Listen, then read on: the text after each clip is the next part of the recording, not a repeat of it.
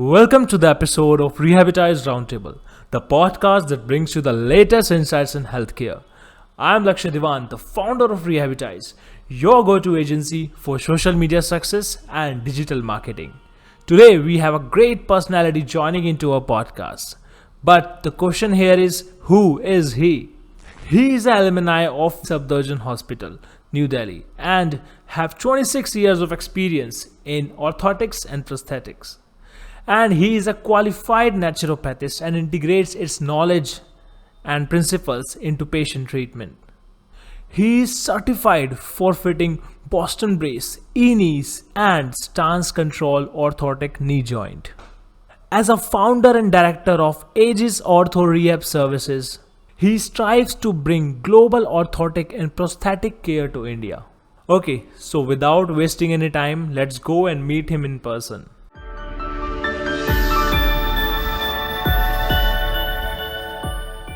Thank you so much sir हमारे podcast में आने के लिए आपका thank you so much.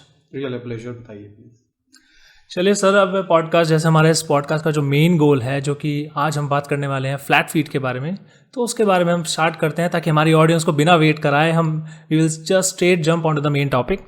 Okay, our audience also wants to know about some of your background kind of thing, like from where you did your graduations or from where you did your post graduation.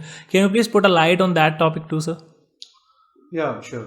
I have done my graduation from Safdarjung Hospital way back in, I believe, 26 years back. Yeah, and then thereafter I have joined different companies which are very renowned in their field, and thereafter I have been to States and Germany for have advanced training in feet. Great, sir. And spinal orthotics as well. Okay. So, and from there I polished myself to handle such type of cases here in India. I have started this clinic almost 7-8 years back. Okay. And thereafter I'm into this segment. Yeah. Great, sir. And so before going on to the flat feet topic, we have one more thing, the question that lots of people have in their mind, and that is after graduation or after you completed your basic studies, how you make your way up in the field of orthotics and prosthetics. See, I was preparing for my NEET. Okay. Yeah. And somebody suggested me to go on this segment. So I thought, why not? Because it was a totally new segment in the industry, medical field. And then I have given my entrance exam, and then I got selected in Safdarjung. And thereafter, when I met with my seniors, super seniors, then I got to know, oh, this is very, very different field altogether, because it's a combination of technology as well as medical. Definitely, sir. Which is very new in the segment. And it is still a growing field, and we still have to learn a lot from different sectors.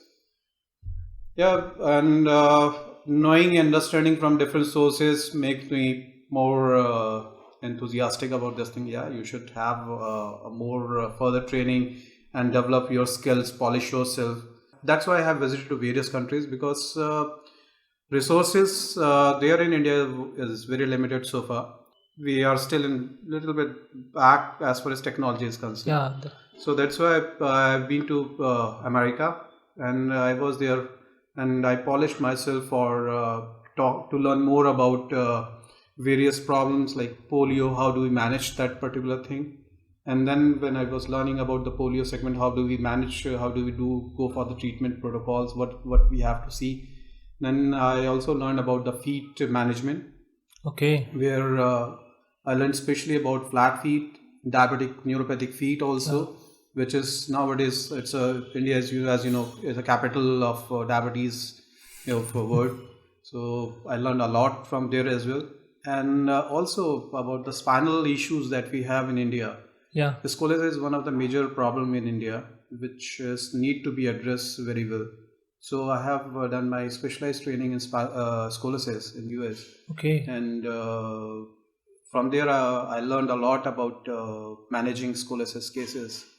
And in addition, also, like, there are different ailments in spine, which we also manage. I learned how do we manage with that. Okay, yeah. So that's great, sir.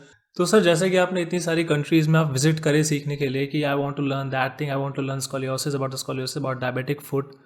Sir after visiting so many countries, sir, do you find a lot of difference in those countries and in India? Yeah, it is. In fact, what I learned in that particular segment, but they are a little bit aware about their body. Okay, they start from the zero. Like if they find something is going on, they go directly to the doctors. But here in India, we have a lethargic approach about ourselves. So means we have to address this thing, because once the things are not completely gone, we are not seeing the doctors. So we have to see particular thing. If we see in initial phases, we have to surely visit to the doctor and talk about our issues. Okay. Awareness is very much required here. Still, the awareness is not up to that mark. Okay. Yeah. So that's definitely a problem. That's where we are lacking, I believe. Yeah. Definitely, sir. So let's start our main topic of this podcast, and which is flat feet, as you know. So can you sir tell me about what is flat feet, sir? Basically, sir अगर patient है, patient को पता ही नहीं है कि उसको क्या problem है, इसलिए मुझसे फ्लैट फीट है, कैसे पता लगा सकता है क्या है? What is flat feet, sir? See, flat feet is what, like you must have seen when we are standing, there is a curve underneath our feet. Yeah. Okay. So in flat feet, what you have is like there is no curve. The feet become flat when you stand on. Okay. So it's like when you stand, when you are not on the ground, the feet is like curve here. Okay. But when you stand, it collapses completely. Okay. So when it collapses completely, that shows that the person has having flat feet. Okay. So either it can be a flexible flat feet or it can be a rigid flat feet. Okay. So when the feet is off the ground, when it's not contacting the ground, if you see a curve, and when a person land on the ground and it becomes flat, then it is a flexible flat feet. Okay.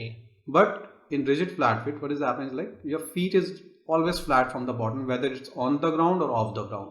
Okay. Yeah. Okay. So what are the causes of flat feet, sir? So how can a patient have flat feet? किस basis से precaution लेना चाहिए उससे flat feet हो सकता है, sir? देखिए, सबसे बड़ा cause होता है is basically genetic issues होते हैं. Okay. Genetic में क्या होता है कि like parents को है, वही बच्चा inherit करता है, उनको भी फ्लैट फीट रहता है. लेकिन अभी क्या होता है कि हम बच्चे को देखते हैं कि अच्छा हर एक, just for knowledge that every individual is born with a flat feet. Okay, सबका पाँव नीचे से स्ट्रेट ही रहता है. हमको पता चलता है 3 से 4 साल तक. ओके. जैसे जैसे बच्चा ग्रो करता है, अगर वो चीज़ स्टिल फ्लैट हो रहा है, 4-5 साल तक भी देखा जाता है उस चीज़ को. अगर वो अभी भी फ्लैट आ रहा है, दैट शोज कि हाँ फ्लैट फीट है वो चीज़. ओके. हाँ, कुछ न्यूरोलॉजिकल इश्यूज भी होते हैं, one of the cause of that thing. Adults के अंदर आर्थराइटिक इश्यूज भी होते हैं जिसकी वजह से फ्लैट फीट डेवलप होता है. और एक प्रॉब्लम होती है जिसमें हमारा पोस्टीरियर टिबियल टेंडन होता है, उसका डिसफंक्शन भी होता है, उसके वजह से फ्लैट फीट होता है. ओके. तो there are so many injuries. Athletes को भी हो जाता है इंजरी के बाद. तो there are so many reason कि हमको फ्लैट फीट हो सकता है. जरूरी नहीं है कि हमको बचपन से ही हो, हमको लेटर ऑन स्टेजेस में भी फ्लैट फीट हो जाता है. डायबिटिक केसेस के अंदर भी फ्लैट फीट हो जाता है, न्यूरोपैथिक फुट के अंदर भी फ्लैट फीट हो जाता है. ओके. हाँ, तो वो एक बहुत बड़ा कॉज है डायबिटीज में कि लेटर ऑन स्टेजेस के अंदर जो ये फ्लैट फीट डेवलप हो रहा है. So what happen if flat feet left untreated? See, that's a big problem. In fact अभी क्या होता है कि अगर फ्लैट फीट को हमने एड्रेस नहीं किया प्रॉपरली, okay. हम इग्नोर करते रहे, तो क्या प्रॉब्लम होती है लेटर ऑन स्टेजेस में कि लाइक आपका फ्लैट फीट तो नीचे से तो फ्लैट रहेगा, बट आपके फ्लैट में एक एंगल डेवलप हो जाएगा जिसको हम abduction angle, increased abduction angle कहते हैं. ओके. आपका पाँव बाहर की तरफ घूमने लगेगा, पंजा, okay. और आपकी हील अंदर की तरफ घूमने लगेगी. और वो आपका प्रॉब्लम नॉट ओनली अबडक्शन, उसकी वजह से एक बोन होती है नेविकुलर जो आर्च के ऊपर होती है, वो बाहर निकल आती है. अगर हम उसको नहीं प्रॉपर एड्रेस करते तो वो बहुत पेनफुल भी रहता है पार्ट. और जब हमारी एनाटॉमी चेंज हो जाती है, जो हमारा स्ट्रक्चर होता है बॉडी का चेंज हो जाता है इसकी वजह से, तो वो हमारे नी को, हिप को और स्पाइन को, तीनों को इफेक्ट करता है. तो it needs to be address properly before going to be in a worse case. Sir काफ़ी देखा हमने इंडियन पॉपुलेशन में लोग इस तरह की प्रॉब्लम को, जिससे उन्हें पेन ही नहीं हो रहा, बहुत टाइम इग्नोर कर देते हैं, डॉक्टर के पास जाते नहीं है. जब वो प्रॉब्लम का पीक बिल्कुल 100% पे आ जाता है जब उन्हें याद आता है डॉक्टर पे जाने की जरूरत है. आपने देखा होगा कई लोगों के अंगूठे के पीछे की तरफ जो बोन होती है जिसको मेटार्सल हेड कहते हैं, हाँ ओके, ये यहाँ से प्रोट्रूड कर जाती है, बहुत बाहर निकल आती है. हाँ ये देखा है सर. बनियन कहते हैं हम या उसको, definitely I think I saw it in my family too. हाँ, तो वो भी एक बहुत बड़ा रीजन होता है कि अगर आप फ्लैट फीट को इग्नोर कर रहे हैं काफी लंबे टाइम से, ओके या आप पॉइंटेड शूज पहन रहे हैं. ओके, तो हमारे फुटवेयर भी होते हैं जो भी वो भी बहुत क्रूशियल रोल प्ले करते हैं कि हमारा फुट का स्ट्रक्चर कैसा रहेगा further. okay. Okay, so then let's talk about a treatment thing of a flat feet. So can we treat flat feet? See, flat feet cannot be reversed. Okay. It can be managed. वो एक particular जगह पे हम रोक सकते हैं उसको. Okay. अभी तो देयर आर टूल्स कि हम चेक कर सकते हैं कि किस लेवल का फ्लैट फीट है. देयर आर डिफरेंट सेक्टर्स की हम चेक करते हैं कि फ्लैट फीट का क्या स्टेज है, स्टेज 1, स्टेज 2, स्टेज 3, कि किस लेवल पे है अभी कंडीशन. और अगर हम इनिशियल कंडीशन में उसको एड्रेस करें तो वो काफ़ी हद तक उसी पे स्टॉप हो जाता है और पेशेंट को फर्दर डिफॉर्मिटी नहीं क्रिएट होती है उसमें. Okay. So basically we talked about the flat feet thing, but sir, how can orthotics and prosthetics helps in managing or treating flat feet? देखिए, ऑर्थोटिक्स का एक बहुत मेजर रोल होता है treatment of flat feet. Because क्या होता है कि foot is all base, it's basically कहते हैं बुनियाद, Yeah. इट्स ए बुनियाद ऑफ आवर बॉडी. Okay. अगर फुट को हम एड्रेस ना करें प्रॉपरली, फुट को हम ऐसे ही छोड़ दें, फ्लैट फीट को एक्सरसाइज कर रहे हैं, लेकिन अगर हमने ऑर्थोटिक्स नहीं यूज किया हुआ तो हमारा सारा का सारा चीजें जीरो हो जाता है. तो हमको एक प्रॉपर ऑर्थोटिक्स बहुत इंपॉर्टेंट है जो हम शू के अंदर या सैंडल्स के अंदर हम डालते हैं. हम उसको फुट के नीचे डालते हैं जिससे कि बॉडी का जो स्ट्रक्चर जो हमको रिक्वायरमेंट है, एक proper arch, heel encapsulation, Okay. वो हम प्रॉपर उस ऑर्थोटिक्स की वजह से ही हम मेंटेन कर सकते हैं. Okay. और अगर मैं इन डेप्थ चाहूँगा अबाउट टेक्निकलिटी के ऊपर, हम जब चलते हैं, जैसे हम हील स्ट्राइक किया तो हमारी बॉडी का एक सेंटर ऑफ प्रेशर होता है, उसका एक Okay. पाथवे होता है Okay. जो हील के सेंटर से निकल के बाहर की तरफ से जाकर और अपने टोस पे आता है. Okay. ये एक नॉर्मल सेंटर ऑफ प्रेशर का पाथवे है. Okay. जिसका फ्लैट फीट हो जाता है उसका वो centre of pressure of pathway बिल्कुल स्ट्रेट रहता है या अंदर की तरफ आ जाता है. Okay. अब उसमें क्या हो रहा है कि सेंटर ऑफ ग्रेविटी जो है बॉडी की वो अंदर की तरफ शिफ्ट होने लगती है और Okay. वो सीधा हमारे नी को और हिप को और स्पाइन को इफेक्ट करती है. Yeah, definitely sir. तो हम ऑर्थोटिक्स से क्या करते हैं, हम वो जो अंदर वाला पार्ट जो कोलैप्स कर रहा है ग्राउंड के साथ, हम उसको रेज कर देते हैं. Okay. तो जो centre of progression, centre of pressure की जो लाइन है, वो हम एक एनाटॉमिकल, एक नेचुरल पाथवे उसको प्रोवाइड करते हैं. Okay. अब एक चीज और भी आती है जो हमने अब रिसर्च स्टडीज के बाद सीखी है. उसमें क्या किया है कि जैसे हमारी जो, अब मैं सीओपी लाइन की बात कर रहा हूँ, सेंटर ऑफ प्रेशर की बात कर रहा हूँ. अब हमारी लाइन जो है, जब हम पेशेंट यूज नहीं कर रहा ऑर्थोटिक्स तो वो अंदर की तरफ से मूव कर रही है. Okay. लेकिन जब वो ऑर्थोटिक्स यूज करने लगता है तो वो उसको अपना पाथवे मिल जाता है जो नॉर्मल पाथवे है, अगर ऑर्थोटिक्स को हमने प्रॉपर कस्टमाइज किया है इंडिविजुअल के साइज के accordingly. Okay. There are other options also. Market के अंदर बहुत सारे ऑफ द शेल्फ प्रोडक्ट्स मिल जाते हैं. अब आप जाएंगे किसी भी शू शॉप में, आज के टाइम पे जाते हैं, 50 तरह के इंसोल्स लटके रहते हैं. बिल्कुल बिल्कुल. तो देखिए, हर एक बॉडी की एनाटॉमी बिल्कुल डिफरेंट होती है. Yeah. मैं ये नहीं कह रहा कि वो गलत है, मैं ये कह रहा हूँ कि वो जो पर्पस सॉल्व होना होता है वो उसमें वो पर्पस डिफीट हो जाता है, उतना उस लेवल पे नहीं आ पाता. हमको 20-30% ही फायदा मिल पाता है. लेकिन अगर एक प्रॉपर कस्टमाइज ऑर्थोटिक्स हो तो वो उस चीज को बहुत हेल्प करता है. तो अभी क्या हम जब बात कर रहे थे, अब जब ऑर्थोटिक यूज करने लग गया इंडिविजुअल फॉर लॉन्गर टर्म, तो एक टर्म होती है न्यूरोप्लास्टिसिटी, जो माइंड हमारा लर्न करता है कि अच्छा मेरे पास ये चलने का पैटर्न है. Okay. तो वो पैटर्न डेवलप हो जाता है हमारे माइंड के अंदर, वो लर्न करने लग जाता है. अच्छा ठीक है, मेरे को अब ऐसे ही वॉक करना है. तो अगर आप ऑर्थोटिक इंसोल निकाल भी दें और अगर पेशेंट का फुट स्कैन करें तो हमको वो सेंटर ऑफ प्रोग्रेशन जो प्रेशर की लाइन है हमको वो उसमें मिल जाएगी विदाउट ऑर्थोटिक्स भी. से आफ्टर 6, किसी में 6 महीने लग जाते हैं, किसी में 3 महीने लगते हैं, किसी में 2 साल भी लगते हैं. वो डिपेंड करता है कि किस लेवल पे हमारे पास पेशेंट आया है, किस स्टेज पे आया है. Okay, so that's great, sir. Sir, after listening to you, sir, I think orthotics really play a great role in managing Yes, it flat is, feet, yes. sir.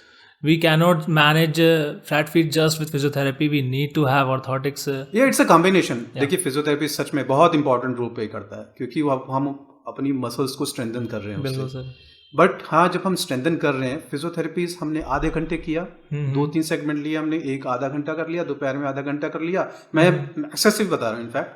But what about 22 hours, या जब individual रहा 10 घंटे आदमी चल रहा है, तो क्या है पाँव के अंदर? बिल्कुल. तो ऑर्थोटिक रोल प्ले करता है. तो बेसिकली सर हमने जो आपने ऑर्थोटिक से, अगर ऑर्थोटिक किसी पेशेंट ने नहीं पहना और सिर्फ वो फिजियोथेरेपी ले रहा है, फिर क्या है 2 घंटे उसने फिजियोथेरेपी ली और उसके बाद उसे जो बाकी के 22 घंटे हैं उस टाइम उसका पूरा का पूरा वेल माल लाइन था.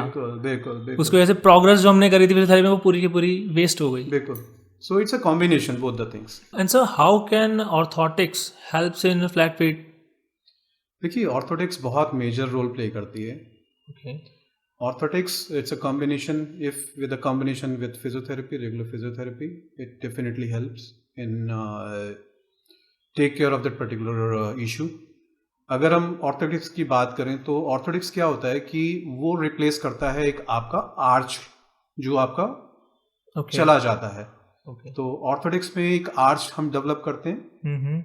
दूसरा जो उनकी हील बोन होती है कैल्केनियम, उसको हम एनकैप्सुलेट करते हैं ऑर्थोटिक्स के अंदर, जिससे कि हमारी आर्च ड्रॉप ना हो. देखिए प्रॉब्लम स्टार्ट होती है बेसिकली हील से. से प्रॉब्लम स्टार्ट होती है. जैसे ही पेशेंट हील स्ट्राइक करता है, हील अपना ग्राउंड के साथ कॉन्टैक्ट करता है, हमारी बोन जो होती है कैल्केनियम वो ट्विस्ट होना स्टार्ट करती है अंदर की तरफ. और वही एक रीजन होता है कि आपका फीट जो है, जो आर्च है, वो कोलैप्स हो रही है ग्राउंड में कम्प्लीटली. अगर हमने हील को प्रॉपर एड्रेस किया हुआ है, कैल्केनियम बोन को प्रॉपर कंटूरिंग, एक कैप्सुलेट हो रखी है एक आर्च के अंदर, एक इंसोल के अंदर, और एक प्रॉपर आर्च डेवलप कर रखी है हमने as per individual size and standard, तो वो बहुत इफेक्टिव रहती है. Orthotic is all about taking care of the Palmer side of the foot, जिसमें ऑर्थोटिक इंसोल इनफैक्ट, तो जिससे हम उसके पाँव के जो नीचे का स्ट्रक्चर है उसको बहुत अच्छे से हम उसी शेप के अकॉर्डिंगली फैब्रिकेट करते हैं. Okay. So are there any specific shoes recommended for flat feet which have a perfect arches? देखिए शू इंडस्ट्री बहुत बड़ी है. और आजकल इनफैक्ट हमारा मेक इन इंडिया का भी प्रोजेक्ट चल रहा है शू इंडस्ट्रीज के ऊपर. मोदी साहब बहुत काम कर रहे हैं उसके ऊपर, और ये इस फील्ड को इंक्रीज होना बहुत ज़रूरी है इंडिया में. देखिए शूज़ डेफिनेटली बहुत मेजर रोल प्ले करते हैं. कई अच्छी कंपनीज हैं जो बहुत अच्छी तरह से शूज़ बनाते हैं जो स्पेशली एड्रेस करते हैं फ्लैट फीट को. तो उसमें क्या होता है कि एक आर्च इनबिल्ट होती है. तो जैसे मैंने बोला कि ऑफ द शेल्फ चीज़ें हैं, वो एड्रेस करेंगी चीज़ों को, लेकिन अगर हम कहें कि फुली एड्रेस करेंगे तो वो फुली एड्रेस नहीं करेंगे. शूज़ के साथ भी वैसे ही है, वो फुली एड्रेस नहीं करेगा क्योंकि वो आपके साइज के अकॉर्डिंगली नहीं बनाया गया है. उसके अंदर एक प्री फैब्रिकेटेड मॉड्यूल अंदर पड़ा हुआ है जो इंसोल है, उसको एक आर्च दी गई है, कुशनिंग दी गई है हील में.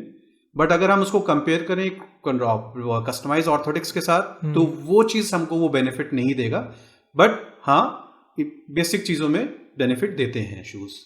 Okay sir. सो बेसिकली अगर 30% लोगों को पता ही नहीं है, लोग समझते हैं फ्लैट फीट एड्रेस हो रहा है, एक मैं फ्लैट फीट को एड्रेसिंग शूज़ ले लूंगा, बट उन्हें पता नहीं customization is most important. Very much required. So sir हमने काफ़ी फ्लैट फीट की बुराई कर ली है, तो मैं एक और चीज़ जानना चाहूँगा. Is there any benefit of having a flat feet? Is there any benefit of having a problem? Okay, देखिए क्या होता है. यस, बिल्कुल, क्यों नहीं. देखिए जब क्या होता है, स्विमर्स जब you can use flat feet as a flippers, like जो हम पाँव में लगाते हैं, बिल्कुल फ्लैट होता है विंग्स की तरह, तो you can use that because you have got a broader this thing. तो उसमें jokes apart, flat feet is not at all good for the body. So basically sir यही वाली बात हो गई कि जो स्विमर्स होते हैं उनके अगर फ्लैट फीट होंगे तो वो आराम से रेस को आराम से विन कर लेंगे. बिल्कुल. आपको कुछ गैजेट लगाने की, आपको कुछ एक्सेसरी लगाने की जरूरत नहीं है स्विमिंग में. So can flat feet be a hindrance in sports, and is there any solution available for that thing? Yes, of course. See, flat feet, especially runners के cases में, whenever a runner lands with the improper feet on the ground, there is always a pressure on the plantar fascia. Later on stages में उससे हम plantar fasciitis develop होने के chances होते हैं. Okay आपका कैल्केनियम बोन स्पर्स के डेवलप होने के चांसेस होते हैं। ओके आपका एक प्रॉब्लम होती है मेटार्सल्जिया, ओके उसमें चांसेस होते हैं। आपकी एनाटॉमी क्योंकि गलत, आप हर बार में गलत तरीके से लैंड कर रहे हैं। ओके आपकी नी के ऊपर ज़्यादा प्रेशर आएगा, आपके हिप के ऊपर ज़्यादा प्रेशर आएगा, आपके स्पाइन के ऊपर ज़्यादा प्रेशर आएगा, और इन सब प्रेशर की वजह से आप में फटीगनेस बहुत जल्दी, आप थकने लग जाओगे बहुत जल्दी, आप में लैक ऑफ पावर रहेगी। तो इश्यूज तो रहते ही हैं स्पोर्ट्स में, तो it has to be address very well, otherwise the person will land up with so many issues later on. So is there any solutions for that available in the market, or orthotics and prosthetic field has some solution for that? Yeah, sure. As I said, there are so many different types of orthotics, especially for athletes. Okay. So हम लोग क्या करते हैं उसके अंदर, we fabricate especially such material which provide a dynamic action, which bumps, which responds back. Okay. So it absorbs the shock and release at the time of push off. Okay. तो वो हम एथलीट्स के cases के देते हैं, उसमें हम carbon fibre इंसोल्स भी बनाते हैं। तो वो बहुत हेल्प करती है बॉडी के स्ट्रक्चर को मेंटेन करने। देखिए क्या होता है, जब रनर भाग रहा होता है तो जब वो लैंड करता है बॉडी ग्राउंड के साथ, तो उसका बॉडी वेट जो इम्पैक्ट होता है वो कई गुना बढ़ जाता है। ओके। और उसका इम्पैक्ट डायरेक्ट आपकी हील से, जो ग्राउंड रिएक्शन फोर्सेस होते हैं वो आपकी हील के through knee, hip and spine पे जाते हैं। तो आप सोच सकते हैं एक डिफॉर्म फुट के साथ भागना कितना ज्यादा डेंजरस हो सकता है लॉन्ग टर्म में। बिल्कुल बिल्कुल, जैसे कि आपने थोड़ी देर पहले मुझे बताया भी था कि अगर सेंटर ऑफ प्रेशर ही बहुत बिगड़ा हुआ होगा पेशेंट का और वो उसमें भाग रहा है तो वो और बिगड़ जाएगा सुधरने के लिए। एग्जैक्टली।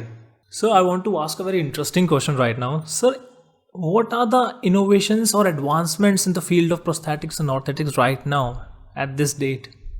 अभी क्या होता है, क्योंकि there are so many research going on, तो what material we can use to make a orthotics better. Shock absorption अच्छा होना चाहिए, इम्पैक्ट अच्छा होना चाहिए, उसका रिलीज अच्छा होना चाहिए, एनर्जी रिटर्न होना चाहिए। तो अभी तो मटेरियल टेक्नोलॉजी इतनी एडवांस हो गई है, तो उसी मटेरियल टेक्नोलॉजी को हम अपने ऑर्थोटिक्स के अंदर इनकॉर्पोरेट कर रहे हैं और उसका बेनिफिट पेशेंट ले रहा है अच्छे से। Not only material technology, diagnostic tool हमारे बहुत अच्छे हो गए हैं। पहले हम लोग तो क्या करते थे कि अच्छा पाँव को गीला करो और जमीन पे खड़े हो जाओ, तो हमको पता चलता था कि अच्छा ये फ्लैट फीट है कि नहीं है। फिर हम इंक लगाने लग गए। हैरिसमेट एक था, हैरिसमेट पैड कहते हैं। हमने पेशेंट को फुट को पूरा इंक से वो किया और पेशेंट को उस हैरिसमेट पैड पे खड़ा कर दिया। फिर हमने उसको चेक किया कि अच्छा वो कितना इंप्रेशन आया। लेकिन वो क्या होता था, ये सारी की सारी स्टैटिक प्रेशर हमारा एनालाइज करते थे, and that is also not very quantitative, कि हम उसको क्वांटिफाई नहीं कर सकते थे प्रॉपर्ली। लेकिन अभी जो डायग्नोस्टिक टूल हैं, अभी आ गए हैं स्कैन्स। हम इंडिविजुअल को नॉट ओनली स्टैटिक लाइक खड़े होने के साथ साथ हम उसको चला के भी देखते हैं कि जो हम सेंट्रल प्रेशर की बात कर रहे थे कि वो किस डायरेक्शन में मूव कर रहा है। कभी कभी क्या होता है कि हमारा फुट बहुत एकोमोडेटिव होता है। जब हम एडोलसेंट स्टेज में जाके हमारा फ्लैट फीट दिख रहा होता है, लेकिन हमारी सेंट्रल प्रेशर की लाइन एक नॉर्मल पाथवे भी चल रही होती है तब भी। तो हमारा हम इंडिविजुअली हम उसको एकोमोडेट कर रहे होते हैं, बट वो किस लेवल पे जा रही है और कहाँ पे क्या है। अगर ऐसे केसेस में हम हैरिसमेट या हम दूसरा नॉर्मल पानी वाला जो प्रोसेस है वो यूज करेंगे तो हमको पता नहीं चल पाएगा। लेकिन अगर हमने प्रॉपर डायग्नोस किया हुआ है उसको डायनामिक और स्टैटिक में, तो हमको एग्जैक्टली पता चलेगा कि किस लेवल की डिफॉर्मिटी हो रही है फुट के अंदर, कहाँ पे उसकी सेंटर ऑफ प्रेशर की लाइन मूव कर रही है, सेंटर ऑफ फोर्स कहाँ जा रहा है, बॉडी का एग्जैक्ट फोर्सेस कहाँ मूव कर रहे हैं। तो वो एक ये एडवांटेज जो आया है डायग्नोस्टिक। देखिए बीमारी तो तभी ठीक होगी जब हम उसके बारे में पता चल पाएगा ठीक से। बिल्कुल सर, बिल्कुल। तो बीमारी का पता करना ही सबसे ज्यादा जरूरी है, तभी हम उसका अच्छे से इलाज कर सकते हैं। बिल्कुल सर, आपने बिल्कुल सही कहा। Diagnosis is most important thing in the field of medical. अब क्योंकि डायग्नोसिस हमारे पास अच्छा हो रहा है, फिर हमारे पास मटेरियल टेक्नोलॉजी अच्छी हो रही है। तो इसी इन दोनों का कॉम्बिनेशन हमको थोड़ा एडवांस कर देता है। Okay sir, are orthotics better than supportive shoes? देखिए हमारी पहले भी बात आपने क्वेश्चन किया था, लेकिन हाँ इसको मैं थोड़ा सा और इलैबोरेट करना चाहूँगा। देखिए क्या होता है, सपोर्टिव शूज बहुत काम करते हैं ऐसे केसेस में जहाँ डिफॉर्मिटी उस लेवल की नहीं होती। ठीक है, हम अगर परसेंटेज वाइज अगर उसको करें तो 30 से 50% के बीच में हमारे शूज एकोमोडेटिव होते हैं उस प्रॉब्लम को ठीक करने, बट डिपेंड करता है कि किस स्टेज की प्रॉब्लम है। ओके। अगर हमारी इनिशियल स्टेज की प्रॉब्लम है तो यस, शूज हेल्प करते हैं, लेकिन वो भी फुली नहीं हेल्प करते हैं। वो आपकी प्रॉब्लम को 50-60% तक ठीक करते हैं। लेकिन अगर हमने proper orthotic customize insole fabricate किया है ओके विद प्रॉपर फुटवेयर, हम क्या करते हैं, जो फुटवेयर के इंसोल्स होते हैं उसको निकाल के अपना ऑर्थोटिक उसमें इंसर्ट कर देते हैं। ओके। शू का स्ट्रक्चर भी बहुत इंपॉर्टेंट है, रोल प्ले करता है कि आपके फुट का मेंटेनेंस कैसे हो, ध्यान कैसे रखा जाए। तो प्रॉपर टो बॉक्स होना चाहिए शू के अंदर, जिससे के अंदर आपके फुट स्क्वीज ना हो। ओके। एक हाइट होनी चाहिए शू की, प्रॉपर हील हाइट। बहुत ज्यादा हील हाइट भी प्रॉब्लम करते हैं, कम हील हाइट भी इशू करते हैं। तो एक मेंटेन्ड हाइट होनी चाहिए। ओके। जिससे, और जो हम इंसर्ट डाल रहे हैं अंदर ऑर्थोटिक्स, उसको हम प्रॉपरली अंदर, क्योंकि अगर ऑर्थोटिक अंदर डाला हमने और वो कंप्रेस कर रहा है तो patient will land up with different problem कि यार क्या गया, तो मेरे को पेन बहुत ज्यादा हो रहा है, मेरे को दूसरी प्रॉब्लम स्टार्ट हो गई।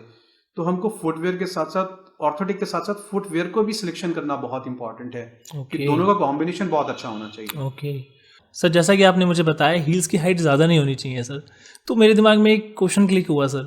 सर जो लेडीज़ हाई हील्स पहनती हैं उनको तो काफ़ी प्रॉब्लम होती होगी सर। आपको मालूम है लेडीज हाई हील्स क्यों पहनती हैं? नहीं सर, मेरे ख्याल से सब फैशन के लिए। बिल्कुल, देखिए फैशन तो है ही वन ऑफ द पार्ट, उसके साथ साथ क्या होता है कि अगर आपने हाई हील्स पहनी हुई हैं तो आप अपनी सेंटर ऑफ ग्रेविटी को अकॉर्डिंग टू ग्राउंड लेकर आओगे। तो जो आपके प्रोमिनेंट पार्ट्स हैं, लाइक आपके हिप्स हैं, बटक्स, वो और पीछे की तरफ चला जाएगा।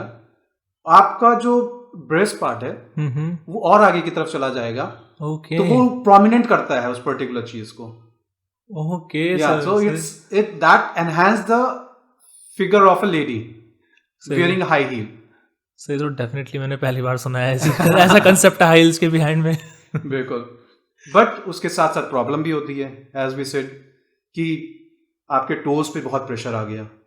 Long term high heels use करने के लिए टोज पे बहुत प्रेशर आता है। इनिशियली तो लोग मैनेज कर लेते हैं, but when you are in a growing stage, जब आप 35-40 की तरफ आते हैं, आर्थराइटिस डेवलप होने लग जाता है, टोज पेनफुल हो जाता है, बैक के बहुत प्रॉब्लम होते हैं, स्पाइनल प्रॉब्लम होने लग जाता है, लो बैक पेन स्टार्ट हो जाता है, सर्वाइकल इश्यूज स्टार्ट हो जाते हैं। So there are so many complication इनके साथ develop. So sir, can flat feet leads to other orthopedic issues and can we prevent that too? Yes, as we discussed earlier, अगर हम flat feet को ignore करते हैं later stages में तो बहुत सारी प्रॉब्लम स्टार्ट होती है। लाइक बनियन डेवलप होता है, हैमर टो डेवलप होता है, हैलस वेल्गस एक प्रॉब्लम होती है जिसमें हमारा अंगूठा हमारी फर्स्ट टो के साथ उसके ऊपर चढ़ जाता है। And that is also very painful. फिर उसको एड्रेस करने में हमको बहुत टाइम लगता है, हमको सेपरेटर्स वगैरह यूज़ करने पड़ते हैं, इनफैक्ट ऑपरेशन तक कराने की नौबत पड़ जाती है उसमें। और नॉट ओनली फीट, हमारे नी के भी बहुत इम्पैक्ट होगा उससे। आर्थराइटिस डेवलप होने के चांसेस होते हैं। आपने देखा होगा कई लेडीज़ के अंदर और नी ऑपरेशंस वगैरह तक कराने की नौबत आ जाती है, क्योंकि हमारी बॉडी की एनाटमी चेंज हो जाती है, उसके साथ हमारे हिप्स में प्रॉब्लम हो जाती है, स्पाइन के अंदर प्रॉब्लम। तो फ्लैट फीट को इग्नोर करना तो बहुत डेंजरस है लॉन्ग टर्म में। Basically I think sir flat feet की वजह से आई थिंक बो लेग्स एंड नॉक नीज के चांसेस भी बढ़ जाते हैं। बिल्कुल नॉक नीज के चांसेस बिल्कुल बढ़ जाते हैं। अभी बीच में हमने कोविड के टाइम पे देखा है, क्योंकि बच्चे बाहर नहीं जा रहे थे, विटामिन डी की भी डेफिशिएंसी हो रही थी, बच्चे घर पे ही थे मोस्टली। तो उस केसेस के टाइम पे हमारे पास कई बच्चे आए 9 age from the age of 9 years to 15 years, जिसमें विटामिन डी की डेफिशिएंसी थी। उसके अलावा नॉक नी का प्रॉब्लम स्टार्ट हो गया केसेस में, and that also leads to flat feet. तो हमको फीट को एड्रेस करना बहुत, ऐसे केसेस के अंदर जब हमने ऑर्थोटिक इंटरवेंशन की तो नॉक नी बहुत हेल्प मिली, with obviously with medicines and with regular physiotherapy, वो उसको चीज़ों को करेक्ट हुआ। तो बहुत इंपॉर्टेंट है अगर हम प्रॉपर एड्रेस कर रहे हैं फ्लैट फीट की प्रॉब्लम को इनिशियल स्टेजेस में। So what are the long-term benefits of having an orthotic device in case of a flat feet? देखिए क्या होता है, जब ऑर्थोटिक्स हम यूज़ कर रहे हैं लॉन्ग टर्म, तो हमने जब बात की थी न्यूरोप्लास्टिसिटी की, या तो जब हमारा ब्रेन समझ रहा होता है कि अच्छा मेरे को इस चीज़ को ऐसे चेंज करना है, तो हम ऑर्थोटिक लॉन्ग टर्म यूज़ के बाद हमारा फुट का जो हमारे जो बॉडी का सेंटर ऑफ प्रेशर है, दिमाग उस चीज़ को लर्न करता है कि अच्छा मेरे को इस हिसाब से अब आगे मूव करना है। अगर हम ऑर्थोटिक्स निकाल भी देते हैं कुछ टाइम के लिए और उसका असेसमेंट करते हैं, तो वो सेंटर ऑफ प्रेशर की जो पाथवे है वो हमारा रेगुलर मेंटेन होने लग जाएगा। बट इसका मतलब ये नहीं कि हम ऑर्थोटिक्स यूज ना करें, क्योंकि orthotic is not a permanent solution. वो हम पुराना तो पहले तो ले जाकर जा नहीं सकते बॉडी के स्ट्रक्चर को, उसको मेंटेन करना है और उसको रेगुलर यूज करना है। ये हमारा मोटो होना चाहिए। या लॉन्ग टर्म बेनिफिट्स तो बहुत हैं ऑर्थोटिक्स के। आपके प्रॉब्लम्स को ज़्यादा बढ़ने नहीं देगा, उसी लेवल पे ही रोक देगा। आप अपने डॉक्टर को रेगुलर विजिट करते रहिए, उनको दिखाते रहिए अपनी प्रॉब्लम को कि अच्छा हाँ हमारा हर 6 महीने पे फॉलोअप होता रहे, प्रॉपर असेसमेंट होता रहे। It is definitely helpful for the patient. Sir, talking about the orthotics में कोई क्वेरी जनरेट हुई दिमाग में, sir how it made. Sir basically आप लोग उसको किस तरीके से बनाते हो कि दे fit with the patient very precisely. Yes, देखिए इसका प्रोसेस स्टार्ट होता है आपके डायग्नोसिस से। ओके तो जब हम कैसे डायग्नोस कर रहे हैं, हमने पेशेंट को स्कैन किया। आज के टाइम पे तो टेक्नोलॉजी इतनी अच्छी आ गई है कि हम फुट के प्रेशर को स्कैन करते हैं, बॉडी के स्ट्रक्चर को हमने ले लिया। हमने स्ट्रक्चर को ले लिया, अभी हम चेक करते हैं कि अच्छा ये स्ट्रक्चर है बॉडी का, अब इसके अकॉर्डिंगली हमको मूव करना है कि ये डिफॉर्मेशन हो गई है, अब हमको ऑर्थोटिक्स में क्या ध्यान रखना है। तो there are various ways of making the orthotic part. आज के टाइम पे 3D प्रिंटिंग भी एक ऑप्शन आ गया है। तो उस 3D प्रिंटिंग में क्या होता है कि हम बॉडी के कॉमन पार्ट को स्कैन कर लेते हैं, एंड देन वो कमांड जाती है कंप्यूटर में, एंड अकॉर्डिंगली ऑर्थोटिक्स एक निकल के आता है जो काफ़ी यूजफुल होता है। तो one of the option is like that. हम अपनी प्रैक्टिस में जो हम यूज़ करते हैं, हम यूज़ करते हैं फोम बॉक्स। फोम बॉक्स में क्या होता है कि हम बॉडी का पेशेंट के फुट को उसमें एक इम्प्रेशन लेते हैं। अब उसमें इम्प्रेशन लेने में क्या होता है कि उसका बॉडी का जो लोअर पार्ट का पूरा स्ट्रक्चर आ जाता है हमारे पास, कहाँ से आर्च स्टार्ट हो रही है, कहाँ पे आर्च खत्म हो रही है, कहाँ पे उसका मेटार्सल हेड है, कहाँ पे हमको रिलीव करना है, वो एग्जैक्टली हमारे पास फुट का एक स्ट्रक्चर मिल जाता है। फिर उसके अंदर हम प्लास्टर ऑफ पेरिस को लिक्विड फॉर्म में पोर करते हैं, हमारे पास एक मोल्ड डेवलप हो जाता है, हम उसको मॉडिफाई करते हैं। हमको लगता है कि अच्छा इसके जो 4 फुट वाली बोन्स है जिसे मेटार्सल हेड्स कहते हैं, वहाँ पे ज़्यादा प्रेशर आ रहा है, हमको प्रेशर रिलीव करना है। तो हम उसमें फिर हम मोल्ड के अंदर ही मॉडिफिकेशन करते हैं कि अच्छा हमने यहाँ पे मॉडिफाई कर दिया, तो वो एक मोल्ड बेसिकली एक पेशेंट का फुट का रेप्लिका हो जाता है हमारे पास। और हमारे पास फिर वो काम करना बहुत ईजी हो जाता है। तो अगर हम डायरेक्टली फुट के रेप्लिका पे काम कर रहे हैं तो उसका आउटकम बहुत अच्छा निकल के आता है। फिर हमने उसको मोल्ड को मॉडिफाई कर दिया। अब हमारे बात आती है टेक्नोलॉजी मटेरियल के ऊपर। फिर हम डिफरेंट मटेरियल्स यूज करते हैं, कॉम्बिनेशन ऑफ 3-4 मटेरियल्स एक इंसोल बनाने में। एक लेयर आती है जिसमें कि हम पेशेंट को कुशनिंग प्रोवाइड करेंगे, दूसरी लेयर आती है कि हम पेशेंट को रिजिडिटी भी देनी है क्योंकि बॉडी का सारा वेट उसके थ्रू ट्रांसफर होना है ग्राउंड पे। बिल्कुल। तो वो हम क्या सिलेक्शन करना है, क्या पेशेंट एथलीट है या क्या पेशेंट एजड है, क्या पेशेंट यंग है, क्या उसकी रिक्वायरमेंट है, क्या उसका नेचर ऑफ जॉब है, हमको सब दिमाग में रख के फिर डिसाइड करना पड़ता है कि ये कॉम्बिनेशन ऑफ मटेरियल हमको इसको देना है। तो it's a selection of material based on their job और देयर रिक्वायरमेंट।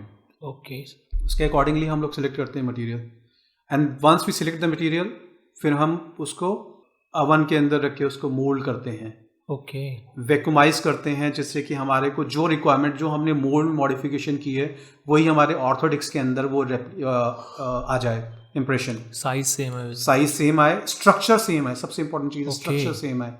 फिर वो स्ट्रक्चर जब हमारे पास सेम आ जाए, हमने क्योंकि वैक्यूम से सारी एयर अंदर से ले ली और सील कर दिया, तो जो मटेरियल बॉडी जो मटेरियल होगा जो मोल्ड के ऊपर रखा गया मटेरियल है वो एग्जैक्टली वही शेप ले लेगा जो रेप्लिका हमारे पास है।